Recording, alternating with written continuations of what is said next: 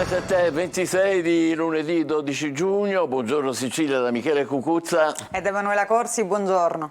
Allora, le donne oggi protagonista di questa puntata di Buongiorno Sicilia, cercheremo di capire come fermare questa ondata di femminicidi e poi le storie di stagione, il lavoro prezioso della Guardia Costiera e il fatto che non dobbiamo dimenticare di proteggere la nostra pelle quando ci esponiamo al sole, ora che è tornata la bella stagione. Ma innanzitutto il femminicidio di Catania ha espresso soddisfazione, l'uomo che ha investito e ucciso con la macchina Cettida Bormida, la donna che aveva convinto la moglie dell'uomo a lasciarlo. L'ho centrata, ha detto soddisfatto, ferita anche la moglie.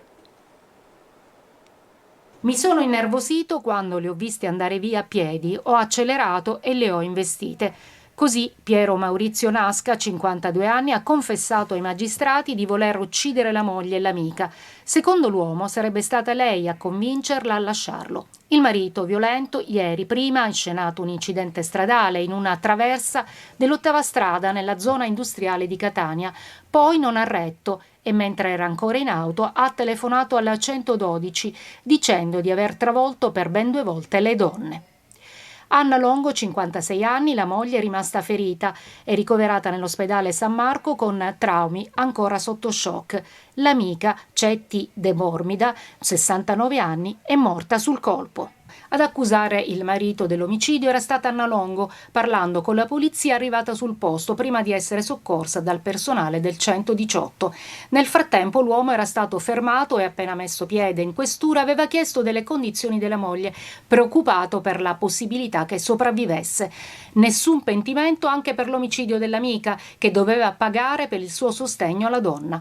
Nonostante le tensioni, marito e moglie erano andati insieme ieri mattina in una clinica. Lui per un percorso di disintossicazione per alcolismo, lei assistita da uno psicologo.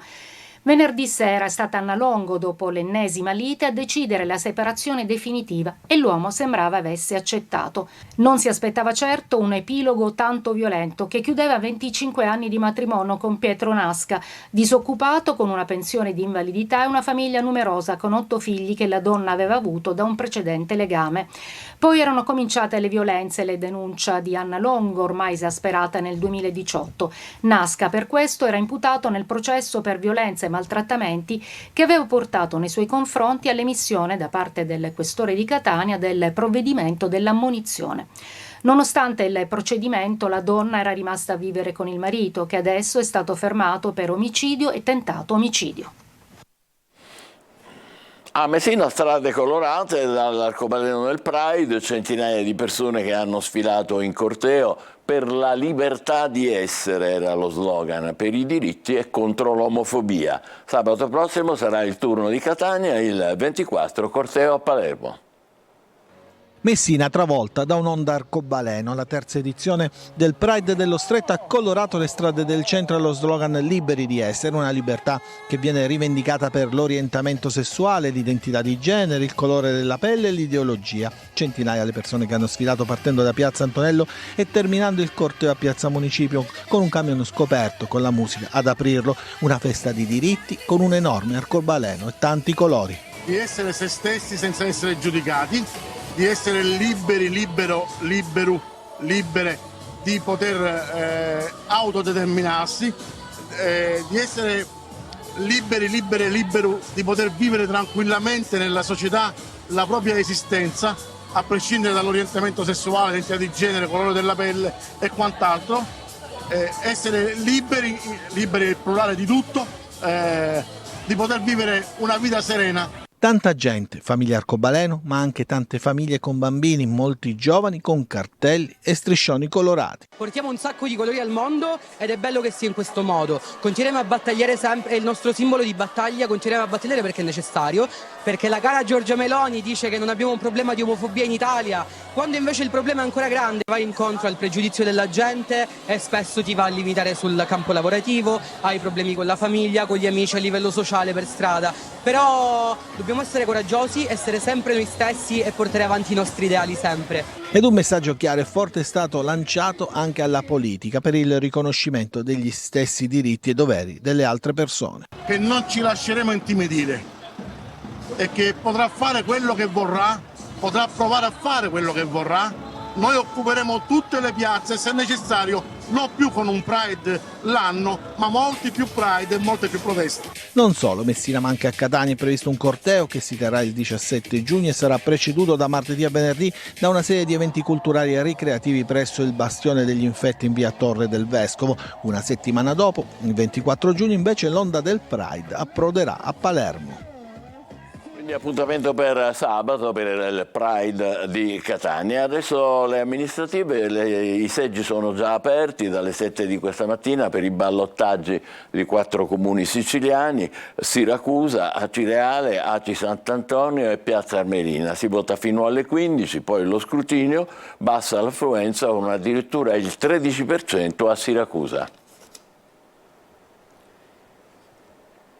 Affluenza in calo nei 4 comuni della Sicilia dove si vota per i ballottaggi delle amministrative: Siracusa, Piazza Armerina, Acireale ed Aci Sant'Antonio. Alla chiusura dei seggi alle 23 aveva votato il 31,22% degli aventi diritto, con una flessione del 14,67% rispetto alle precedenti consultazioni, in cui si era registrata un'affluenza del 45,88%. In particolare a Siracusa ha votato il 29,29% degli elettori, con un calo del 13,11% rispetto alla precedente tornata elettorale. Seggi riaperti alle 7 di questa mattina per chiudere definitivamente alle ore 15. Subito dopo cominceranno le operazioni di spoglio. A Siracusa il confronto è tra Ferdinando Messina con le sue 7 liste, tra cui DC, MPA, Lega e Fratelli d'Italia, e Francesco Italia, sostenuto da 4 liste civiche. Nel catanese, ad Acireale, bisogna scegliere tra Roberto Barbagallo, candidato di liste civiche, tra cui alcune espressioni di centrodestra, in particolare Forza Italia, e Nino Garozzo, candidato di Fratelli d'Italia, Sud Chiama Nord, Lega e DC. Ad Aci Sant'Antonio si sfidano Quintino Rocca e Giuseppe Santamaria, il primo candidato civico, il secondo sostenuto da DC e Forza Italia. In provincia di Enna al ballottaggio c'è Piazza Armerina. Il sindaco dovrà essere scelto tra Nino Cammarata, sostenuto da UDC e Fratelli d'Italia, e Massimo Di Seri, che vede l'appoggio di DC, Forza Italia e Sud Chiama Nord. 7:33, buongiorno Sicilia, vediamo un po' i quotidiani della nostra regione. Emanuela. Sì, Michele, allora partiamo con la Sicilia e con queste 2 foto notizie, se la regia appunto ce le fa anche vedere. Ho centrato l'obiettivo, ecco qua, si parla del femminicidio avvenuto a Catania. Catania, confessione shock dell'uomo che, arrotando la moglie, ha ucciso l'amica che insisteva per la loro separazione. Poi il caso di questa bambina incubo, Denise, si fa un confronto con la storia di Denise Pipitone. La bambina si chiama Cata, ha paura per Cata. A Firenze la piccola scomparsa dall'edificio dove vive con la mamma, si teme che possa essere stata rapita. Poi andiamo sul taglio alto, un'altra storia triste di 2 giovani che perdono la vita con l'auto contro il guardrail, morti 2 ragazzi di Niscemi, tragedia sulla strada Catania-Caltagirone. E ancora vediamo altre notizie di spalla, la missione di Meloni, rimpatri e aiuti, Tunisi alza la posta, successo a metà del tridente dell'Unione Europea. Politica, poi ritorna Bersani, il PD più a sinistra, e poi c'è Conte che dice addio al campo largo. Poi la Sicilia oggi propone anche la storia di questa avvocatessa ripartita grazie alla terra, dice: mi ha fatto credere ancora in me stessa. Andiamo all'interno, il femminicidio di Catania, l'obiettivo nemica l'ho centrato, mia moglie invece sopravviverà. Queste sarebbero le parole, le dichiarazioni shock dell'uomo che sabato mattina ha arrotato le 2 donne.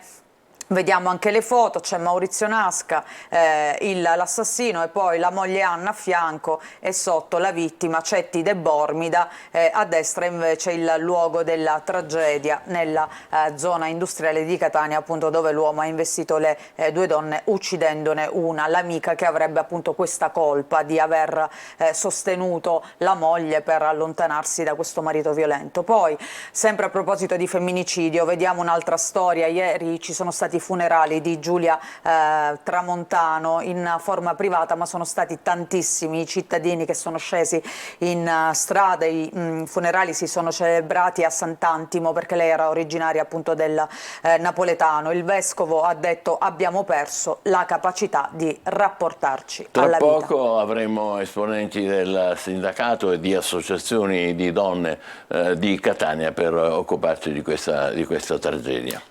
E poi lo schianto all'alba, sempre all'interno della Sicilia, di questi due giovani con l'auto. Sono finiti contro il guardrail, è stato un incidente autonomo sulla statale 385 Catania-Caltagirone. Si chiamavano Rocco Di Dio e Marica Ficicchi, avevano 25 e 21 anni, entrambi erano di Niscemi.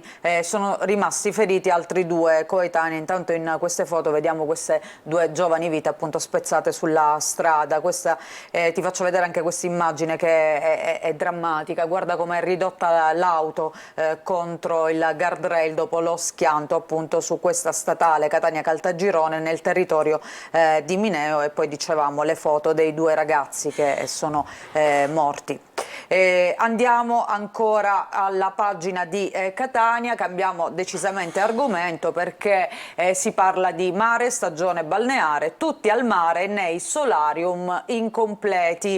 L'apertura ufficiale delle due strutture di San Giovanni Licuti e Piazza Europa, nonostante il pienone ancora non è completata, comunque è prevista per mercoledì. Alla Playa invece buon afflusso nei lidi e nella terza spiaggia. Questa che vediamo nella foto è la passerella di San Giovanni Licuti, che è quasi pronta, però appunto non è ancora ufficialmente aperta, quindi mancano i servizi, i bagnini, però la gente ha preso già d'assalto questo luogo per poter godere di questa bella giornata di sole e di mare appunto in questa domenica. Andiamo a leggere altre notizie. Lo scontro sulla statale 284, tra due auto ci sono 4 feriti, quindi un altro incidente, semidistrutte un Alfa 147 e una Golf che vediamo nella foto, circolazione bloccata per ore. Questo avviene nel territorio di Bronte, però fortunatamente non ci sono stati morti, solo 4 feriti. Ad Acireale si parla anche di ballottaggi, chiaramente ad Acireale e Aci Sant'Antonio, scrive la Sicilia, affluenza in netto calo. Questo per quanto riguarda i due comuni del Catanese che appunto vanno al secondo turno delle amministrative. E poi vediamo ancora all'interno sempre della provincia di Catania, della Sicilia, Piazza Europa, Tintarella in cantiere. Playa, i lidi sfiorano il primo pienone, domenica balneare. Il solarium, così come la passerella di San Giovanni Licuti, apriranno mercoledì. Le due strutture sono per ora appunto prive di servizio bagnini. Balneari dicono al viale Kennedy: contiamo al più presto sull'illuminazione che ancora tarda ad arrivare. Doveva essere attivata mesi fa, ma ancora è un'area, una zona al buio. La Gazzetta del Sud invece sarà un'estate calda, diciamo anche un'estate della passione per chi dovrà percorrere le autostrade siciliane. Il calvario delle autostrade siciliane è un cantiere, c'è un cantiere ogni 7 chilometri. Questa è la media che accomuna la A19, la Messina-Palermo e la Messina-Catania, le 3 diciamo autostrade principali. Ennesima estate di sofferenza per i moltissimi turisti che sono attesi nell'isola. E poi anche qui vediamo le due foto. Intanto incidente a Mineo, 2 morti e 2 feriti. Le vittime appunto, come abbiamo già letto, sono 2 giovani di Niscemi. E poi invece a Messina migliaia in piazza dietro il Vascelluzzo, che è una, leggiamo, processione tra le più antiche, quella che porta tra le strade del centro il prezioso fercolo d'argento, ed è tra le feste più amate a Messina. Poi altre notizie, queste appunto di carattere nazionale, che poi vedremo anche nella stampa dopo nazionale. Cata, 5 anni, è scomparsa a Firenze da sabato pomeriggio e si teme un rapimento. Giocava nel cortile di casa una casa è un edificio occupato, la madre ha dei precisi sospetti, così dice. E poi vediamo ancora migranti, prove di vera sintonia, ma Tunisi alza la posta, tra poco approfondiremo. Questa è la questione dei migranti. Sì, con lo scoglio FMI, questo è il viaggio appunto a Tunisi di Meloni, von der Leyen e Ruth.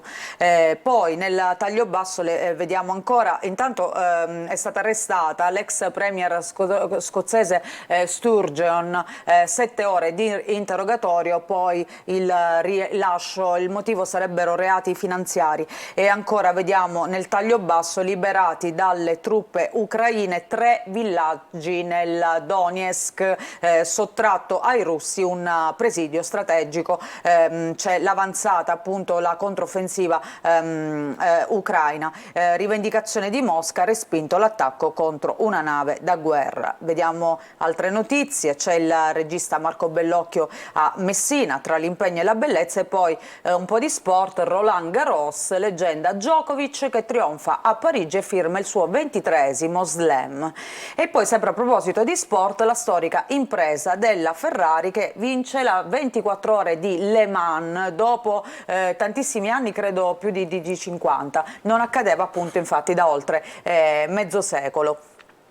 Ancora andiamo a vedere all'interno questa passione per i turisti, per correre appunto, e non solo turisti, per i turisti un cantiere ogni 7 chilometri, la situazione nelle autostrade isolane non migliora, i lavori in corso rallentano la percorrenza di oltre mezz'ora, quando va bene, scrive appunto la Gazzetta. Si presentano così alla nuova stagione estiva la A19 che collega Catania con Palermo, poi la Messina-Palermo e la Messina-Catania, ma anche la Siracusa-Gela. E poi in vista dell'estate però vengono potenziati i servizi per le località turistiche, più treni, ma in molti casi si ricorrerà ancora al bus. Numerosi gli interventi programmati da RFI su diverse tratte siciliane. E mentre diciamo questo è il quadro delle autostrade, si parla ancora di ponte e di querel tra ANAC e governo. Sarà davvero un regalo ai privati, ma se si fosse scelta un'altra strada, lo Stato non avrebbe corso molti più rischi? Questa è o non è un'opera considerata prioritaria dall'Italia e dall'Europa? Questi sono gli interrogativi, le questioni cruciali sul tappeto, tra le obiezioni dell'autorità anticorruzione che abbiamo sentito anche nei giorni scorsi e la replica poi del ministro dei trasporti, del Ministero dei Trasporti, appunto retto da Matteo Salvini. Le obiezioni sollevate dal presidente Busia sono ritenute infondate dal governo e non tali da bloccare l'iter. E poi con il riavvio appunto di questo e del contratto che torna in vita decade automaticamente il lungo contenzioso.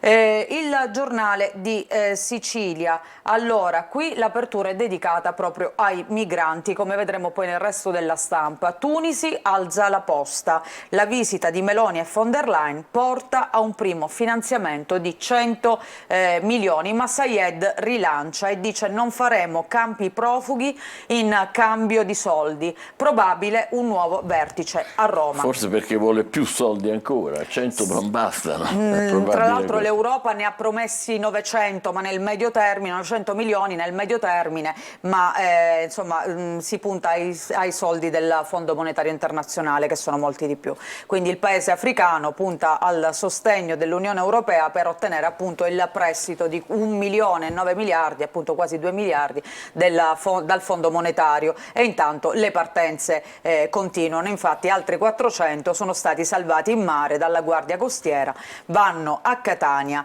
e Pozzallo. L'intervento è avvenuto a 60 miglia da Portopalo. Alarm phone persi i contatti con un gruppo invece di 23 persone. Poi c'è la tragedia di Catania, l'assassino, la moglie aveva appena detto è finita. Dopo l'annuncio Maurizio Nasca ha deciso appunto di investire poi la donna e l'amica, uccidendo quest'ultima. Ci fermiamo qui con la rassegna stampa siciliana, fra pochissimo, dopo una breve pausa, quella nazionale. State con noi, buongiorno Sicilia.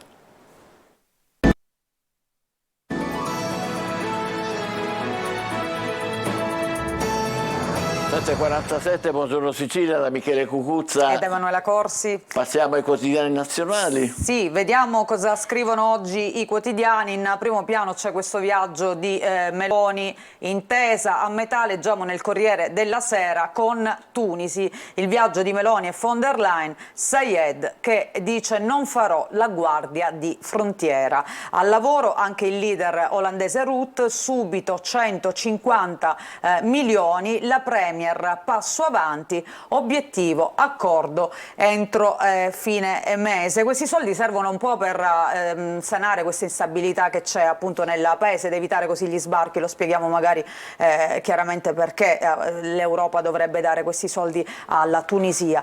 E poi altre notizie, vediamo la domenica delle rosse, vincono Ferrari e Ducati, domenica di festa, la 24 ore di Le Mans dopo 58 anni viene vinta appunto dalla Ferrari e Bagnaia invece si impone al Mugello nella MotoGP. Poi questa notizia della bambina che sparisce a 5 anni dal cortile di casa, la vediamo nella foto, l'ipotesi è quello del rapimento. E ancora la guerra in Ucraina, liberati 3 villaggi, la spallata di Kiev e i segreti della controffensiva. Poi oggi c'è anche una pagina dedicata a Johnny Dorelli che racconta la sua vita, io, Gloria, la moglie, l'amore, la mia vita felice. Andiamo all'interno a vedere questo approfondimento in primo piano a pagina 2, migranti, la missione di von der Leyen e Meloni, ma Sayed, scrivono, resiste, subito 150 milioni, intesa a fine mese, soldi per i rimpatri, inaccettabile. Allora andiamo a vedere questa iniziativa. Martedì scorso la Presidente del Consiglio Meloni si è recata a Tunisi dove ha incontrato la prima ministra Ramadan e il presidente tunisino Sayed. La Premier arrivata ha chiesto un maggiore controllo sulle coste tunisine, ma ha anche offerto aiuto nella trattativa tra la Tunisia e il Fondo Monetario Internazionale, con l'obiettivo di sbloccare appunto un finanziamento di 2 miliardi di dollari che aiuti a superare l'instabilità che favorisce queste partenze. Quindi qua vediamo quasi 1 miliardo gli aiuti totali e una quota ad hoc per gestire le frontiere. Questo è il piano di Bruxelles, che invece vorrebbe mandare 900 milioni appunto alla Tunisia nel medio termine, però al momento sono solo 150 milioni. Poi vediamo ancora per l'Unione Europea il nostro ruolo è strategico, con Tunisi serve essere pragmatici, le parole sono di Lollobrigida, il ministro, che dice i diritti si parla con i governi riconosciuti, e lì è andata l'Europa. Governi riconosciuti, andiamo a vedere un po' chi è Sayed, con chi sta trattando l'Europa. Il professore populista, scrive il Corriere, che ha sospeso la democrazia. È stato eletto nel 2019 col 75% dagli scontenti dei partiti islamisti e quindi ha licenziato il Premier, un conservatore rivoluzionario che voleva ripulire la democrazia tunisina dalla corruzione dei partiti. Si è invece imposto come dittatore populista in nome della salvezza nazionale, senza comunque risolvere la crisi economica endemica. Questo sarebbe Kais Saied, il 65enne presidente della Tunisia, che 12 anni fa si propose al mondo come il motore primo delle primavere arabe, ed è stato eletto appunto col 75% dei voti per combattere, diceva lui, la corruzione e il sistema dei partiti religiosi. Però nel 2021 ha annunciato ai tunisini che avrebbe sospeso la democrazia per un breve periodo. Ecco, questo un po' per riassumere chi è Sayed. Poi andiamo a vedere questa notizia di cronaca, cosa è successo a Sant'Antimo nel napoletano ieri, funerali della 29enne incinta uccisa a Senago. In 500 erano fuori dalla chiesa, la lettera di addio a Giulia e Tiago. Tiago era il bambino che doveva ancora nascere. Saremo sempre tuoi zii e nonni, il saluto appunto a queste due vittime di un brutale femminicidio.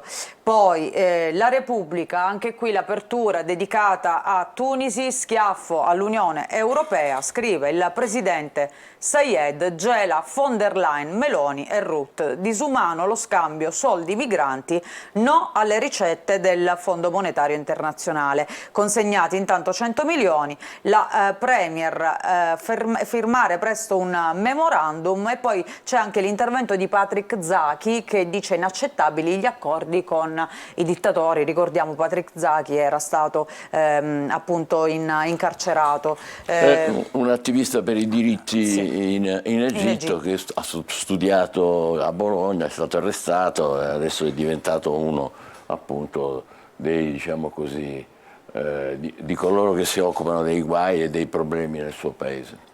E poi c'è il bluff dei rimpatri, pochi e costosissimi, ecco perché non avverrebbero, se ne parla tanto ma in realtà sono sempre molto pochi. Poi andiamo ancora a vedere il dibattito nell'opposizione, Conte che chiude Ashline e dice nessuna alleanza con il PD, quindi ancora una volta si frantuma il sogno di questo campo largo, di questo fronte progressista. Di spalla invece la situazione in Ucraina, Zuppi, il cardinale che dice credo nella pace giusta, c'è un dovere umanitario, ancora armi a Kiev, cresce il consenso ma non in Fratelli d'Italia, questo è un dibattito all'interno anche del nostro Parlamento sull'invio delle armi, e poi la controffensiva mette in crisi i russi nel Donetsk, mentre invece giù nel taglio basso vediamo la bambina sparita, la madre che dice so chi può averla presa, ancora il tennis con Djokovic che vince al Roland Garros, re degli slam, e poi la Ferrari che rientra dopo mezzo secolo e vince a Le Mans. Ancora la sfida di Sayed a Meloni a pagina 2. Non riprendiamo i migranti, missione dal presidente tunisino, la premier von der Leyen e Rutte con 100 milioni di euro, una seconda tranche da 150, ma il leader tunisino appunto li gela, dice no alle condizioni del Fondo Monetario Internazionale e non ospiterò i clandestini, questa è la sua posizione. Gli europei accettano di tenere lontani i media invece in questo viaggio. I soldi europei sono pochi, leggiamo ancora in questa analisi, e il presidente tunisino beffa l'Unione Europea e il suo paese. Nel bilancio resta un buco da 3 miliardi e con i suoi no Sayed rischia il temuto crack finanziario che avrebbe appunto le ripercussioni che stiamo vedendo, cioè questo flusso di migranti che continua a sbarcare poi sulle nostre coste. Andiamo ancora avanti e vediamo invece la storia di questa bambina, il giallo di Firenze, la lite in cortile e l'incubo rapimento, paura per Cata, sparita a 5 anni, nessuna notizia da sabato, la mamma avrebbe detto ai carabinieri chi può averla presa e poi ancora questo racconto, i misteri del Palazzo dei Veleni. Loro abitavano in un edificio occupato abusivamente, era un ex albergo, la mamma è stata minacciata, voleva lasciare quell'inferno, ci sarebbero insomma dei segreti che ruotano attorno a questa abitazione. Questo argomento della bambina è l'apertura insomma in questa fotonotizia a centropagina della Nazione, il mistero della bimba sparita, Firenze, Cata a 5 anni, non si trova da sabato pomeriggio, dall'allontanamento al rapimento aperte tutte le ipotesi, la madre è peruviana e dice ho detto chi può averla presa. Anche qui vediamo i migranti sempre in primo piano, prima intesa con la Tunisia. La Stampa, anche qui la Tunisia che gela Meloni e Unione Europea. No al baratto soldi migranti, ma la Premier resta ottimista e parla di un'intesa che arriverà presto. E poi resta il braccio di ferro con appunto il Fondo Monetario Internazionale. Vediamo anche qui la fotonotizia, ridatemi Cata, giallo sulla bambina di 5 anni, sparita a Firenze.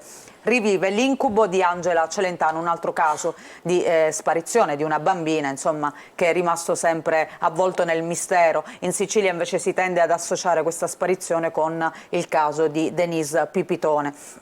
Il Messaggero scrive: migranti, aiuti alla Tunisia, Crosetto, in gioco il futuro dell'Unione Europea. Da Meloni e von der Leyen subito 150 milioni, ma Sayed alza la posta. E poi l'intervista appunto al ministro: Mosca usa l'Africa, gli Stati Uniti sblocchino i fondi del Fondo Monetario.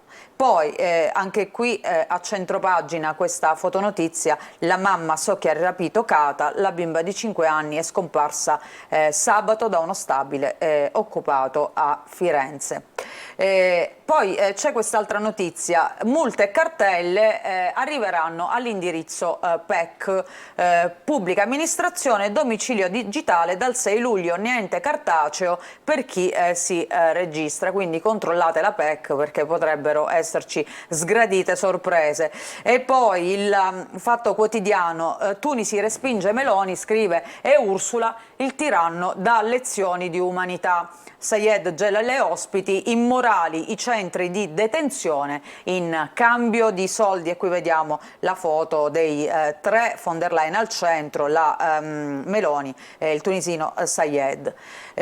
Poi il Giornale invece, ecco che scrive: sinistra sfascia metropoli, Milano e Roma, KO, amministrazioni rosse sommerse dalle emergenze, in Lombardia universitari sotto scorta per le troppe violenze subite. E Gualtieri a Roma, il sindaco si arrende invece ai rifiuti che sono presenti ovunque nella capitale. Come si dice, mal comune mezzo gaudio, non si dovrebbe dire, no, ma forse un po' è così. Ci fermiamo per qualche minuto, poi subito parleremo di femminicidi con 3 donne ospiti. State con noi.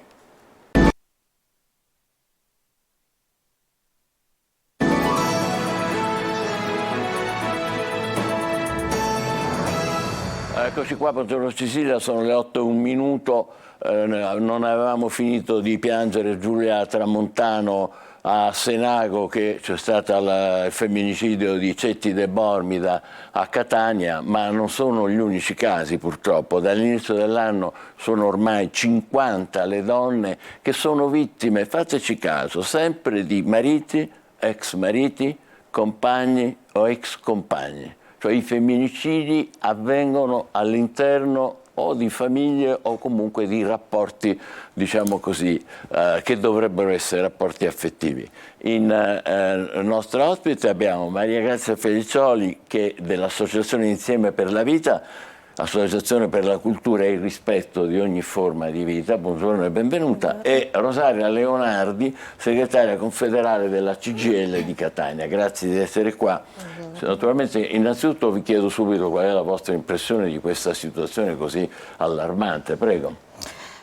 L'impressione è sicuramente di una situazione molto drammatica, che in una condizione di non placarsi mai. C'è un fenomeno che ormai è partito e non si ferma, anzi assume sempre delle dimensioni sempre maggiormente gravi, come per esempio il caso della Tramontano. Sì. E soprattutto la cosa più inquietante è che avviene anche da parte delle giovani generazioni, di giovani uomini, da cui invece ci si aspetterebbe un'evoluzione, un'emancipazione rispetto ad alcune concezioni sulla donna. L'8 giugno è stato approvato, ne abbiamo parlato molto anche noi, un disegno di legge per nuove misure per contrastare questo triste fenomeno. Fra l'altro riassumo 2 cose soltanto che ci hanno colpito: l'arresto in flagranza differita, che sarebbe una contraddizione in termini, ma in realtà non lo è.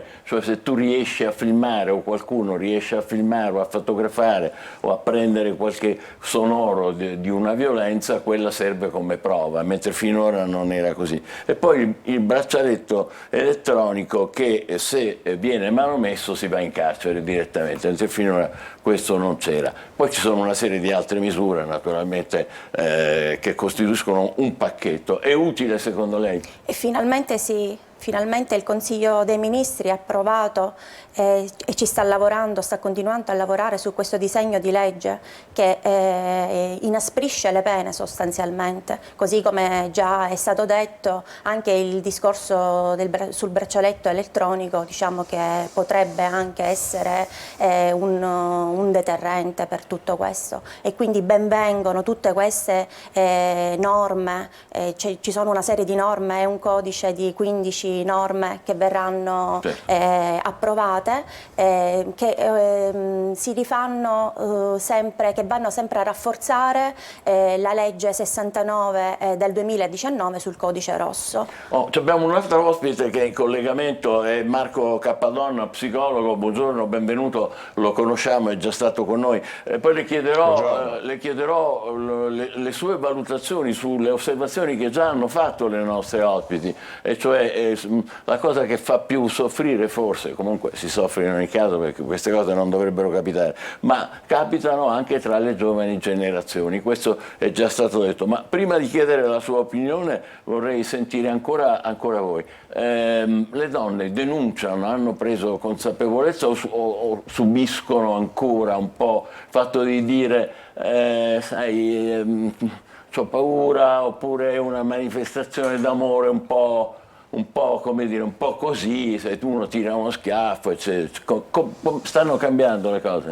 Allora, le donne denunciano, molte non lo fanno perché sottovalutano la condizione di pericolo in cui si trovano. Per cui uno degli interventi che bisognerebbe approntare, che bisognerebbe sicuramente sviluppare nell'ambito degli interventi per contrastare questo fenomeno, è proprio il supporto alle donne, che devono avere la consapevolezza di comprendere quale sia la condizione di pericolo che stanno vivendo. Molte donne sottovalutano il pericolo dell'ex partner, dell'ex marito, perché non possono mai immaginare che le persone, gli uomini con cui hanno avuto una relazione sentimentale poi un giorno possano ucciderle. Quindi c'è una sottovalutazione, sì, per cui le donne andrebbero supportate anche con l'aiuto di uno psicologo. Giusto. Proteggersi, e questo è il problema di fronte in una situazione che però è una situazione, come diceva un attimo fa Rosaria, è una situazione, diciamo, tendenzialmente affettiva, è cominciata così almeno, no? Sì, le donne vanno... Sembra una contraddizione, cioè, ma come, mi devo proteggere da uno con cui sì, sono stato, ho amato, o amo ancora, eccetera. Sì, le donne vanno protette e tutelate, per questo le donne devono sapere, e dobbiamo sempre divulgare e informare, che esistono finalmente tantissimi centri ascolto, per cui le donne possono avere anche la consulenza gratuita sia psicologica che legale, e le donne possono rivolgersi a questi centri ascolto per essere tutelate, per essere accompagnate alla denuncia, perché una donna che si rivolge ad un centro ascolto è una donna impaurita e che ti chiede aiuto, e allora lì si avvia un percorso che arriva poi alla denuncia. È quello che fate voi di Tamaia. C'è anche Anna Costa che è in collegamento con noi, le do il benvenuto, buongiorno, è arrivata con un attimo dopo. La vostra è una onlus di Catania proprio per le donne che subiscono violenze e maltrattamenti, e voi fate esattamente quello che è stato appena detto da Maria Grazia. Buongiorno a tutti e a tutte, grazie per l'invito. Noi siamo un centro antiviolenza, che è cosa ben diversa da uno sportello d'ascolto, perché i centri antiviolenza sono delle organizzazioni che rispondono a determinati requisiti che ha stabilito la legge, da ultimo rinnovati con l'ultima ne abbiamo parlato. requisiti esatto. Questo garantisce alle donne tutta una serie di competenze anche professionali, rispondono già al primo contatto telefonico delle professioniste in grado di dare alle donne le più disparate informazioni, dalle informazioni legali sulla denuncia, quando farla, come farla, ad agganciarle, supportarle, come dire, far raggiungere loro la consapevolezza che è quella che subiscono la violazione di diritti. Tutto ciò nella garanzia dell'anonimato, della riservatezza e della gratuità. perché purtroppo ancora adesso le donne poche denunciano, ricordiamolo. Delle donne che si rivolgono ai centri antiviolenza solo il 30% denuncia e in generale oltre il 70% delle donne che subisce una qualche forma di violenza, e ricordiamo almeno una donna su 3 nel mondo, non lo dice nemmeno alla sorella, nemmeno alla madre, non lo dice a nessuno. Questo è un dato molto, molto allarmante e che ci dice che c'è un numero di donne che non denunciano e quindi un dato sommerso praticamente inestimabile. Sì. Io volevo dire 2 parole rispetto Un attimo soltanto, al le passo, decreto. c'è la collega che vuole fare una domanda, Emanuela. Volevo parlare anche dei centri Sì. per uomini maltrattanti, perché secondo me ci focalizziamo troppo sulle donne, cerchiamo di spingere le donne a denunciare, ma dall'altro lato dobbiamo ricordarci che ci sono degli uomini che sviluppano delle ossessioni, perché questo è, nei confronti delle donne che loro dicono di amare. Quindi quell'ossessione, se non viene curata, suppongo che neanche la galera possa poi, insomma, farla svanire. Ecco. Leonardi? Anzi, sì, è vero, i centri Pensavo per fosse rivolta a me, maltrattanti, sì, è vero, sono fondamentali perché rispondono a quel principio, a quell'obiettivo di fare cultura, di costruire una cultura diversa, e quindi è chiaro che sono dei servizi importanti, però in effetti sono poco ancora praticati, nonostante comunque siano previsti dalle leggi, siano previsti da una serie di interventi, anche perché deve essere l'uomo a decidere di partecipare ad un percorso di questo genere, quindi si unisce, è un'attività che è importante per gli uomini adulti, ma che si unisce anche a quell'obiettivo di fare cultura del rispetto della differenza di genere, che va fatta a partire dalle scuole elementari, cioè è un concetto che va strutturato all'interno degli insegnamenti scolastici. Giustissimo. Marco Cappadonna, psicologo, di questo sicuramente lei, come dire, si occupa ogni giorno. Noi da questo punto di vista siamo molto indietro invece noi uomini, o no? Purtroppo sì, purtroppo sì. Inoltre devo dire che questo genere di percorso potrebbe essere sicuramente finalizzato alla riduzione dei motivi che stanno alla base ad un eventuale atto di violenza. Resta il fatto però che la violenza in quanto tale può essere spiegata e non giustificata. Quindi laddove ci troviamo di fronte ad un uomo che per delle ragioni specifiche tende o pensa di poterle risolvere solo attraverso la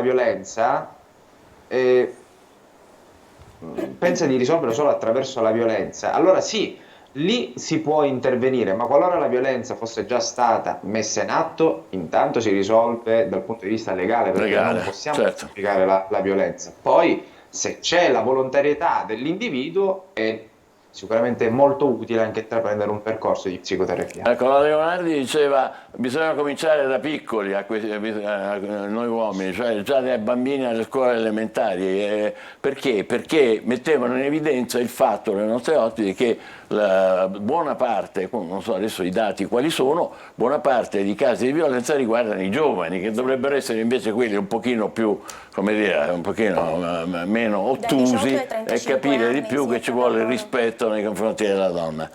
Cosa dice Cappadonna, dottor Cappadonna?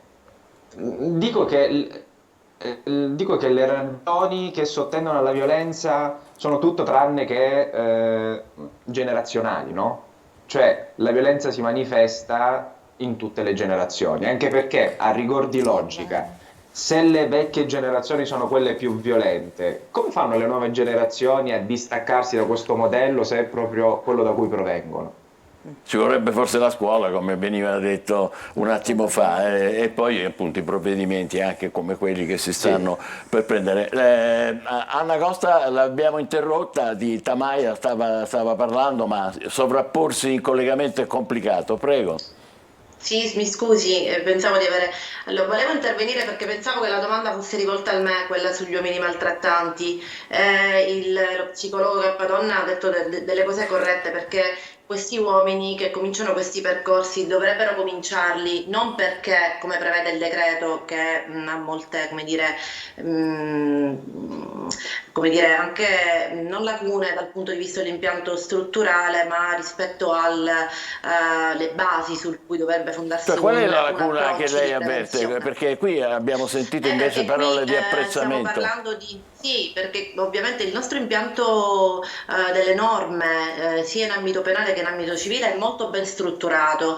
Dal codice rosso era previsto già l'ammonimento, era previsto il braccialetto elettronico, quindi questo approccio di intervento che non prevede una vera prevenzione, legge la violenza come un fenomeno emergenziale, non strutturale e sistemico.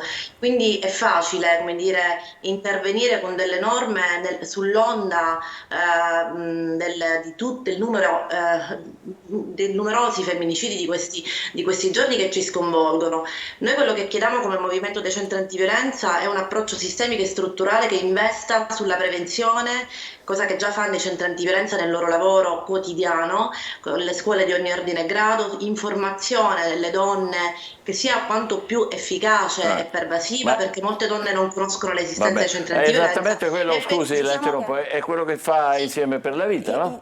Esattamente, diciamo che la violenza di genere è un problema culturale e bisogna intervenire proprio non sulle donne, ma bisogna intervenire sugli uomini, quello che già abbiamo detto. E qui siamo tutti chiamati.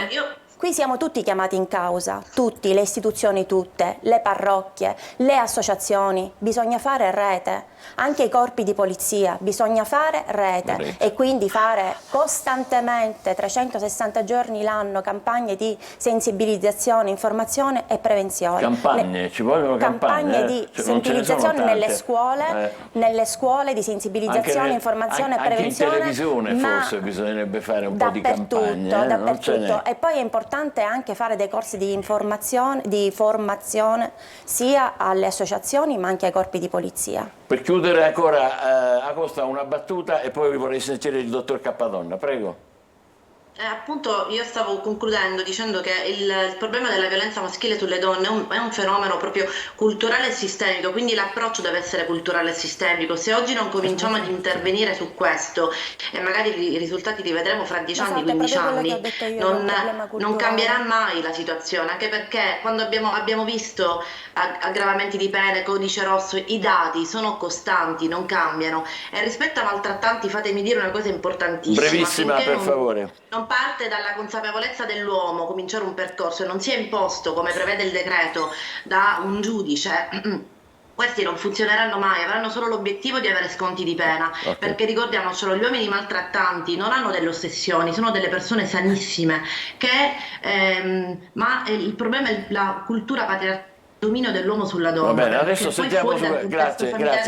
La ringrazio, sentiamo il dottor Cappadonna su questo. Parliamo di noi uomini per chiudere, diciamocene 4 finalmente. Sì.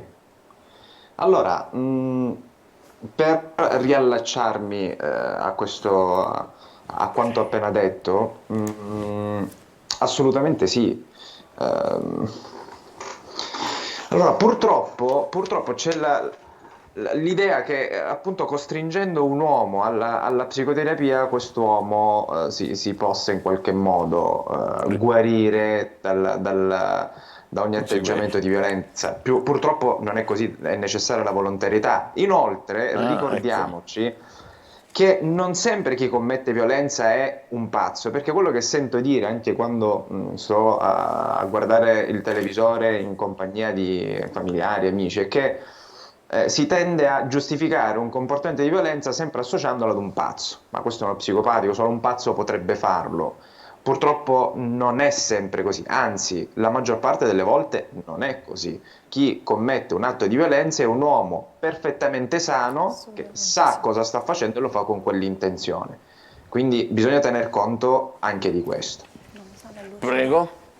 Concludiamo provvisoriamente. Io credo che, mi sento di dire questo concludendo, che nonostante tutti gli interventi che sono in atto anche dal punto di vista legislativo, abbiamo la dimostrazione che, come anche in quest'ultimo caso, chi era stato già ammonito dal giudice, o come nel caso di Vanessa qualche anno fa da Citrezza, era stato denunciato e aveva il divieto di avvicinarsi alla ragazza, in realtà poi hanno commesso l'omicidio, per cui è necessario intervenire in maniera maniera più drastica, più rigida, senza sottovalutare da parte di nessuno e facendo intervenire le istituzioni, le forze dell'ordine in maniera sempre più decisa e preparata su questo tema. Anch'io lo penso così, non vorrei contrappormi al dottor Cappadonna, ma anch'io sarei per come dire, iniziative molto drastiche, molto severe, perché mi sembra che siamo in una situazione di emergenza. Grazie a tutte le nostre ospiti, grazie al dottor Cappadonna. Adesso facciamo una breve pausa e poi parleremo di altre cose. State con noi, buongiorno Sicilia.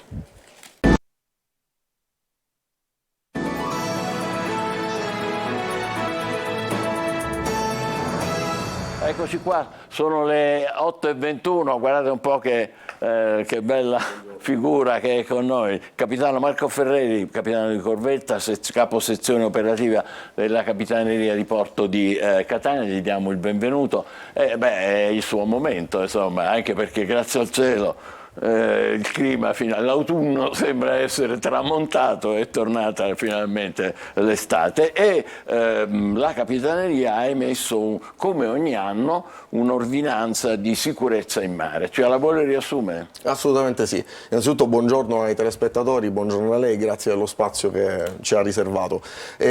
Quest'anno, come tutti gli anni, all'inizio della stagione estiva c'è tutto quello che affollerà i mari italiani, le spiagge, i turisti, ma anche i cittadini, e quindi proprio in quest'ambito parte quella che è l'operazione Mare Sicuro, un'operazione che vedrà impegnati i militari della Guardia Costiera, donne e uomini, dal 17 giugno al 17 settembre. Di fatto questo è un servizio rinforzato che la Guardia Costiera offrirà a coloro che usufruiranno delle spiagge, perché poi la Guardia Costiera è proprio la mission, la compie tutto l'anno, 365 giorni all'anno. Ci vuole fare qualche esempio concreto? Assolutamente. Tutto quello che è legato all'utilizzo del mare e quindi quello che è stabilito in ordinanza è per esempio l'utilizzo da parte dei diportisti di quelle che sono le norme legate al rispetto soprattutto dei bagnanti e quindi della fascia utilizzata per la balneazione, i 200 metri, quelli stabiliti in ordinanza, così come anche da parte del bagnante. Molto spesso gli incidenti in mare sono dovuti proprio a situazioni che sono prevedibili e sono evitabili. Andiamo nel dettaglio. Chi si fa una nuotatina a cosa deve stare attento? E allora sicuramente deve rispettare i limiti della fascia che sono legati alla balneazione, vedrà delle buoie rosse in fondo situate a 200 metri, oltre quelle buoie rosse sicuramente non può andare, questa è la cosa certa. Chi invece non è un abile nuotatore deve stare attento ad altre buoie, che sono quelle bianche, che danno il limite delle acque sicure, 1,60 m, quindi la persona sa che lì oltre 1,60 m chiaramente un abile nuotatore conviene che non vada. 1,60 m noi diciamo volgarmente tocca? Sì, esatto. Vabbè. E quindi invece quegli esperti, quelli un po' più avanti che magari fanno snorkeling o fanno addirittura immersioni eccetera, lì com'è? Allora, per le immersioni chiaramente c'è tutta la normativa legata ai diving, che sono appunto, soprattutto si consiglia sempre di fare immersioni mai da soli ma sempre in coppia, utilizzando i segnalamenti che sono quelli previsti e normativamente vigenti, quindi la classica boia del sub con la sua cima, non allontanarsi mai da quella boia in modo da poter essere sempre visti ed evitati dai diportisti. Ma anche chi ha la mascherina per vedere un attimo il la mascherina utilizzerà chiaramente la fascia legata alla balneazione, quindi si immergerà nella fascia. Sì, assolutamente. E le barche che devono fare? Le barche si devono assolutamente. Note dolenti. Sì, note dolenti.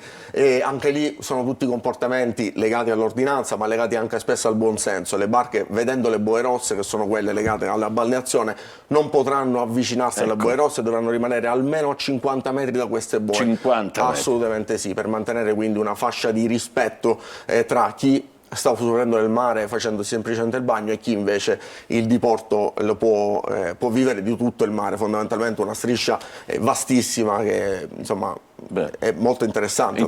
Certo, come no, sono tutte informazioni preziosissime di cui dobbiamo tenere conto tutti. Per voi questo è un momento particolarmente importante, no? Se siete attivi H24, assolutamente sì. Come dicevamo, appunto, quello che offre la Guardia Costiera in questo periodo è un servizio rinforzato. Avremo, per quanto riguarda la direzione marittima di Catania, quindi l'area di competenza che va da Sant'Agata di Mitello fino a Pozzallo, quindi 650 km di costa, assolutamente sì, comprese le isole Eolie che notoriamente sono abbastanza affollate, soprattutto di turisti e di portisti. Avremo 100 uomini al giorno impiegati nell'operazione Mare Sicuro, 21 mezzi navali e 2 mezzi aerei, questo ogni giorno dal 17 giugno al 17 settembre. Complimenti. Quindi sicuramente davvero. Un impegno che... Beh, ci sentiamo più sicuri e ci fa molto piacere averlo sentito dire. Grazie e buon lavoro al nostro capitano Marco Ferreri, capitano di corvetta, capo sezione operativa della Capitaneria di Porto di Catania. Resteremo in tema tra pochissimo perché parleremo dell'esposizione al sole quando si sta però sulla spiaggia, da quest'altra parte. Intanto ci vediamo un po' che tempo fa adesso. State con noi. Grazie a lei, buon grazie a lei, lavoro. buongiorno.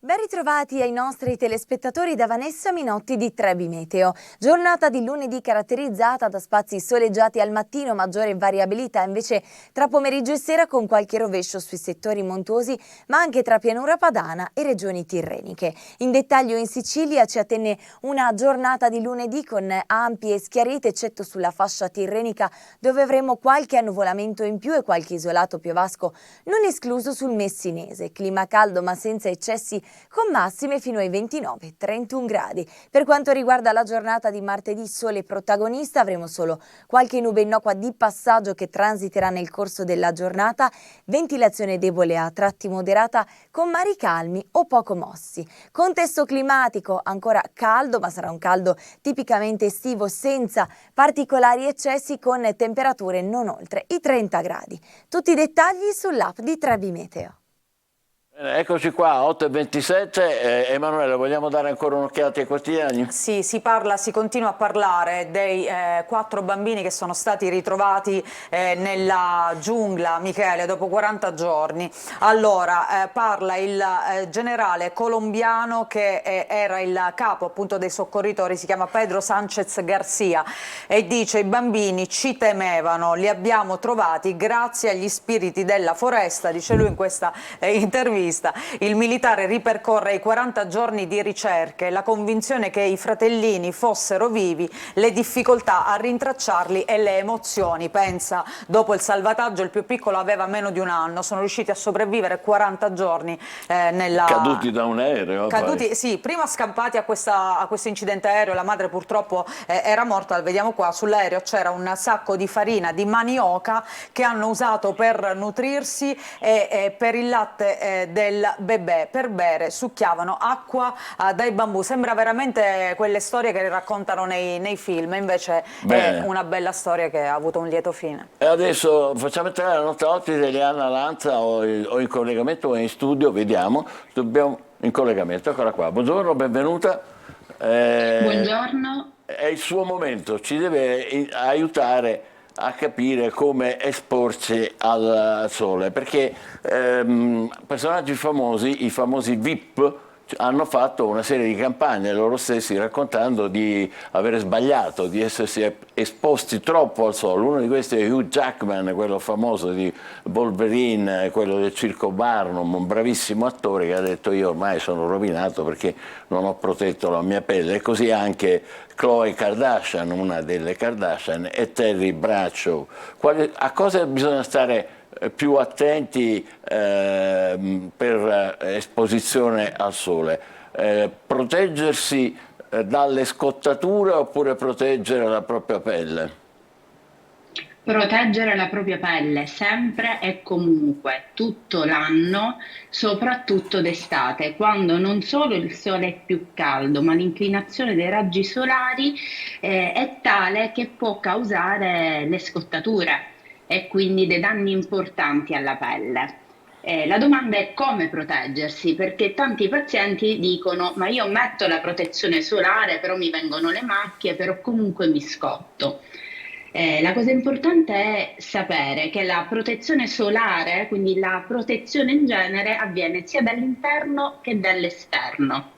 Dall'interno utilizziamo degli integratori che mettono in moto tantissimi meccanismi metabolici che sono in grado di proteggerci dal sole e dallo stress ossidativo. Quindi quei famosi radicali liberi che bene non ci fanno mai. Mentre invece la protezione solare non è una qualunque protezione solare, va scelta in base al fototipo e soprattutto va riapplicata più volte. Inoltre ci sono una serie di creme, è vero, che indicano i minuti entro i quali uno deve stare esposto al sole e poi se no deve ricominciare a spalmarsi la crema. È vero, è importante questo. È verissimo, consideri che la differenza fra un SPF 15 e un SPF 100 è una percentuale di protezione dagli UVB che va dal 93% al 99% e questo SPF poi va moltiplicato, come state facendo vedere voi, per i minuti di esposizione. Sì. Facciamo un esempio, allora, però... aspetti dottoressa, facciamo un esempio, cominciamo da sabato prossimo, domenica, insomma, voglio andare, sono bianchissimo. Che crema devo usare? Guardiamo il cartello di prima, per favore. Quale devo usare? Va assolutamente usata una protezione con SPF 50+, 50+. E bisogna esporsi, sì, in modo tale da avere una protezione oltre il 98%, e bisogna esporsi per poco tempo. Solitamente noi dobbiamo abituare la pelle, magari 1 massimo 2 ore, al sole, perché la pelle deve mettere in moto quei meccanismi di protezione. Poi dopo quanto tempo posso cambiare? Dopo quanto tempo? Ammettiamo che ho qualche giorno di vacanza, fortunato lui o lei, quando può cambiare? Allora, in base al fototipo si può scegliere di cambiare la protezione. Esempio, un fototipo chiaro 2/3, io per esempio sono lì come fototipo, quindi carnagione chiaro, occhi chiari, lentiggini, mi abbronzo difficilmente, spesso mi arrosso, devo mantenere questa protezione 50+, sempre, tutta l'estate. Sempre. Mentre invece fototipi un po' più scuri, dopo magari una settimana, 10 giorni, quando la pelle ha stabilizzato l'abbronzatura, perché ricordiamoci che a un certo punto la protezione si stabilizza, no? Quindi quel colore nocciola, marroncino permane. Allora a quel punto potrebbe anche scendere da una 50+ a una 50 e poi a una 30.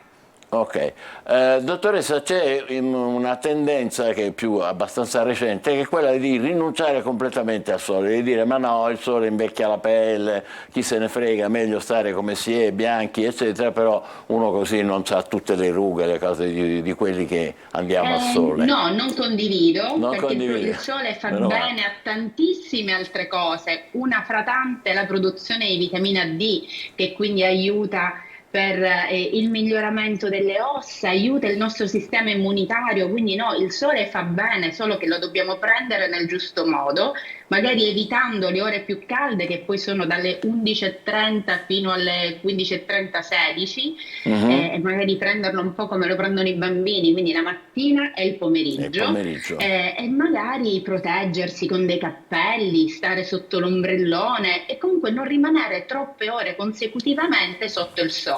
E quelli che sono tutti neri, a un certo punto li vedi che sono diventati anneriti, hanno fatto bene, hanno fatto... Allora, hanno la fortuna innanzitutto di avere una melanina bruna, perché noi abbiamo vari tipi di melanina nei nostri organismi, nei nostri corpi, loro magari hanno una percentuale di melanina bruna più abbondante, quindi sono più fortunati di noi, la melanina comunque li protegge di più, e però se non si sono protetti bene poi andranno incontro ai melasmi, che sono comunque delle macchie, macchie complicate da rimuovere. Come si chiamano? Melasmi. Melasmi, no, perché prego. Macchie solari, che sono un po' diverse dai melasmi, più semplici da rimuovere, e vanno incontro a una cosa che si chiama elastosi cutanea.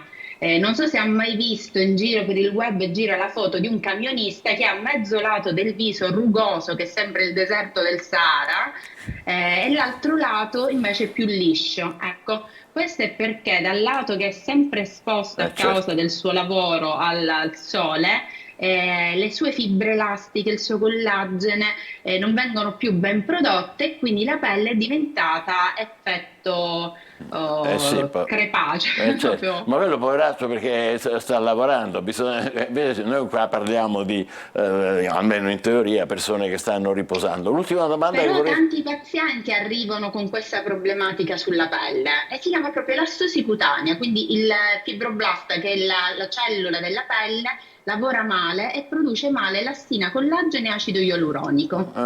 L'ultima cosa che volevo chiedere, dottoressa, è questa qua. Quando si va in acqua, si fa il bagno, bisogna rimettere la crema? Assolutamente sì. Assolutamente sì, quindi la crema solare, a prescindere se sono passate o meno le 2 ore dall'applicazione, se facciamo il bagno o se sudiamo molto, va assolutamente riapplicata.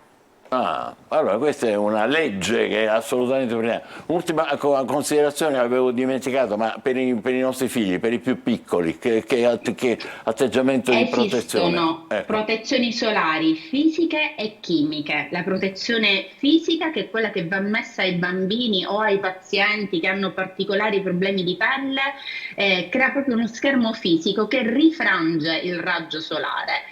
E quindi va applicata quella ai bambini e soprattutto non gli va applicata appena arriviamo al mare, perché ricordiamoci che la protezione solare ha bisogno di almeno 20-30 minuti prima di essere ben assorbita dalla pelle. Quindi applichiamogliela a casa e poi andiamo al mare. Ecco. Mentre invece le protezioni solari con i filtri chimici assorbono i raggi solari e magari vanno un po' meglio per quei pazienti più adulti che non vogliono quell'effetto un po' biancastro sulla pelle. Ok, perfetto, grazie dottoressa Lanza, sono consigli preziosi, ci rivedremo presto, spero, alla prossima. Intanto ci facciamo 2 risate insieme con Insieme.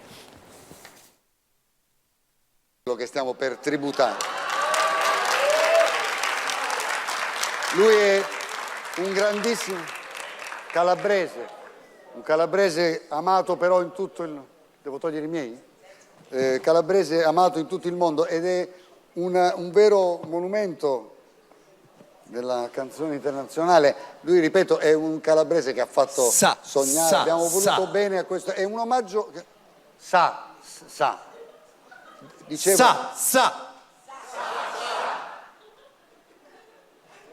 E allora noi abbiamo pensato qual è la cosa più giusta.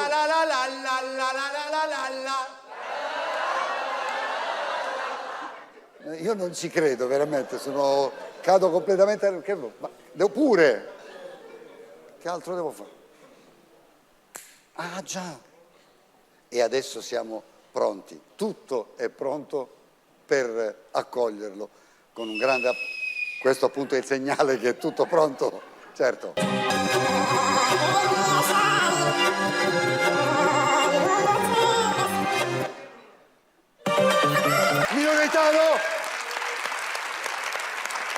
Mino Reitano, grazie. No, vieni qua, dove vai? Non sai che dobbiamo prima tornare a colori? Un attimo. Mamma mia, ogni volta. Oh, in senso doppio. Adesso sì, il mappamon. Ciao Mino.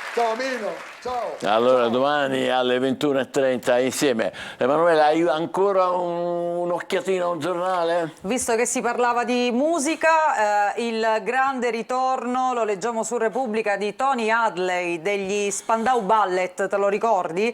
Con gli Spandau Ballet è finita, ha detto, perché erano 3 contro 1, è davvero triste e lo è per i fan, ma non sono stato io il problema. Lui sta tornando con un nuovo album e quindi c'è questa intervista dove ha raccontato appunto tutta la sua storia. Non voglio andare in pensione, canterò sul palco fino all'ultimo. Bene, benissimo. E poi invece dalla musica allo sport, i 23 slam vinti da Re Nole, cioè Djokovic, lo vediamo qua alla fine della partita, dopo la quale ha vinto appunto il Roland Garros. Nessuno come lui negli slam, un grandissimo campione. Vediamo qui alcune foto della gara di ieri e l'abbraccio con la moglie. Ho ancora qualche secondo. O abbiamo Sì, finito? prego. Chiudiamo con l'ultimo. L'ultimo, perfetto. Questa è una bella notizia perché tornano i gruppi di lettura e partono proprio dai bambini. I bambini ritornano, addio social e telefonini,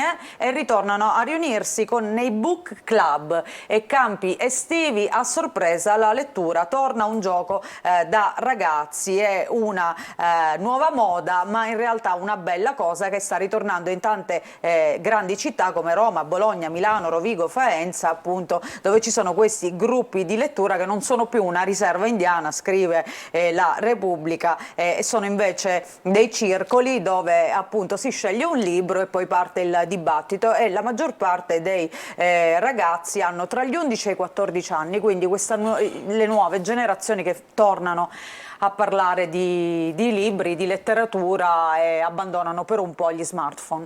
7 giugno 1550 viene fondata Helsinki, la capitale della Finlandia, dal re Gustavo I di Svezia. Nel 1897 Karl Elsener brevetta il coltello dell'ufficiale, oggi noto come coltellino svizzero.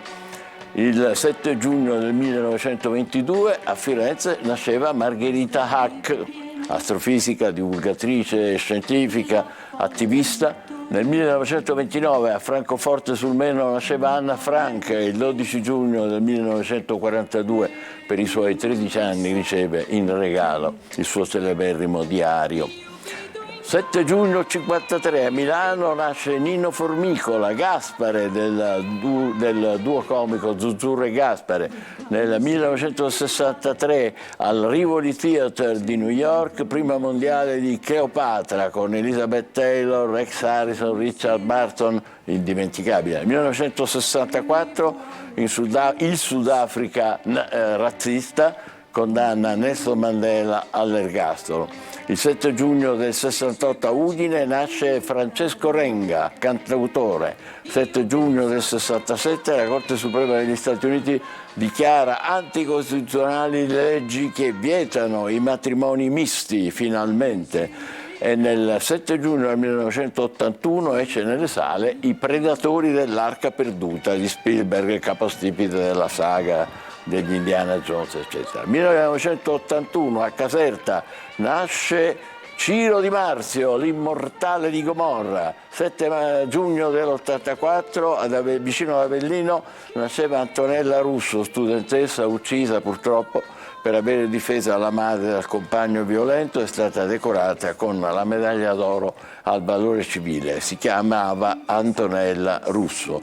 Il 7 giugno del 1994 a Los Angeles Nicole Brown e Ronald Goldman vengono assassinati. O.J. Simpson sarà accusato di questi delitti, ma poi sarà scagionato e in seguito una causa civile lo riterrà comunque responsabile. Ecco l'ultimo ricordo: 7 giugno del 1920 a Siracusa nasceva il paroliere e compositore Pino Cassia, tra le sue collaborazioni quelle con Ray Charles e con Mina, e quindi vi lasciamo con lei e la sua splendida Città vuota. Mina, ci vediamo domani, grazie.